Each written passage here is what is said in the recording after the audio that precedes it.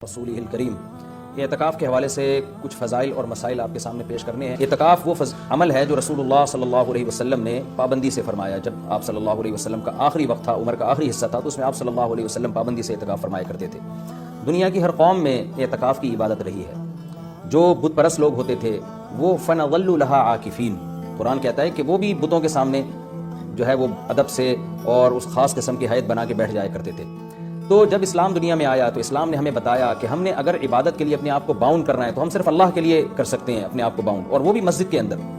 تو نبی صلی اللہ علیہ وسلم نے مسجد میں اعتکاف فرمایا۔ اس وقت سے لے کے آج تک امت آپ صلی اللہ علیہ وسلم کے اس عمل کو فالو کر رہی ہے۔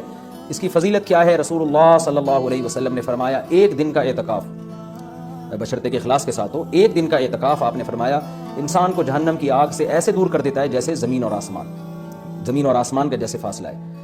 تو اس عبادت کا بنیادی مقصد یہ ہے کہ انسان پورے سال دنیا کے کاموں میں مشغول رہتا ہے، وہ سال میں کچھ دن اللہ کے لیے نکالے۔ جیسے کوئی شخص ہجرت کرتا ہے اللہ کے لیے، اپنے گھر بار کو چھوڑتا ہے، تو معتکف بھی ایک نوعیت کی ہجرت کرتا ہے۔ وہ اپنے بیوی بچوں کو، اپنے اہل و عیال کو، اپنے رشتہ داروں کو چھوڑ چھاڑ کے اللہ کی گھر میں اور مسجد میں آ کے وہ پڑ جاتا ہے۔ تو اللہ کو یہ عمل بہت محبوب لگتا ہے کہ اتنی مصروفیتوں میں جب لوگ دنیا کی گہما گہمیوں میں مبتلا ہیں، کوئی شخص میری خاطر سب کچھ چھوڑ چھاڑ کے میرے گھر میں آ کے پڑ جاتا ہے کہ اللہ جب تک تو مجھے معاف نہیں کرے گا، جب تک تو مجھے سیدھے راستے پہ چلنے کی توفیق نہیں عطا فرمائے گا، گویا میں تیرا در چھوڑوں گا نہیں۔ تو اللہ کو یہ عمل بہت محبوب ہے، اور پچھلی امتوں میں بھی کسی نہ کسی درجے میں یہ عمل مختلف شکلوں میں مشروع رہا ہے۔ آپ صلی اللہ علیہ وسلم نے اس کی فضیلت بھی بیان کی، اور فقہائے کرام نے قرآن و سنت ہی سے اعتکاف کے مسائل بھی نکالے۔ تو اعتکاف کی سب سے بڑی فضیلت کیا ہے؟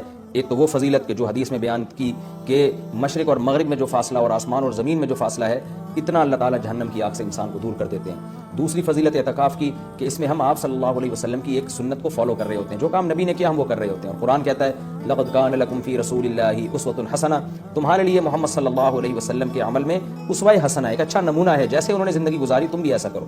تو نبی صلی اللہ علیہ وسلم کی سنت اس سے زندہ ہوتی ہے۔ دوسری فضیلت، تیسرا فائدہ اعتکاف میں کیا ہوتا ہے کہ آپ 10 دن جب مسجد کے ماحول میں گزارتے ہیں، مسجد کی ایک روحانیت ہوتی ہے، مسجد گناہوں سے پاک جگہ ہے، تو اس کچھ بھی نہ کریں، اس روحانیت کے اثرات آپ کے دل کے اندر جذب ہوتے ہیں، لاشعوری طور پر آپ کا دل اندر سے تبدیل ہوتا ہے۔ یہ اعتکاف کا تیسرا فائدہ۔ چوتھا فائدہ، آپ کو 10 دنوں تک باجماعت نماز پڑھنے کی توفیق ملتی ہے، آپ کو مسجد میں عبادت کی توفیق ملتی ہے، فارغ علماء کے بیانات سننے کی آپ کو توفیق ملتی ہے۔ یہ ایک بہت بڑا فائدہ ہے اعتکاف کا۔ اور سب سے بڑا فائدہ کیا، جو حدیث میں بھی منقول ہے، اور آپ صلی اللہ علیہ وسلم نے اعتکاف کی مشروعیت کی ایک وجہ یہ بھی بیان کی ہے کہ اس سے انسان کو لیلۃ القدر نصیب ہوتی ہے۔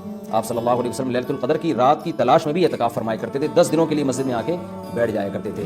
تو معتکف کو یقینی طور پر لیلۃ القدر کی رات ملتی ہے۔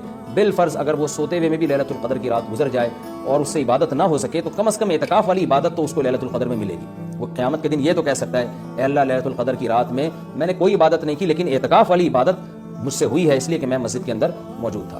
تو اعتکاف والے حضرات کو چاہیے کہ اعتکاف میں اگر آپ کچھ نہیں بھی کرتے، صرف فرض نماز پر اکتفا کرتے ہیں، تو آپ کو اعتکاف کا پھر بھی ثواب ملے گا۔ لیکن یہ جب اللہ کی طرف سے اتنا بہترین پیکیج آپ کو ملا ہوا ہے، آپ فارغ بھی ہیں، رمضان کا آخری عشرہ بھی ہے، اپنے آپ کو آپ نے باؤنڈ کیا ہوا ہے مسجد میں، تو سو کے یہ وقت گزار دینا یہ بہت بڑے اجر سے محرومی کا ذریعہ ہے۔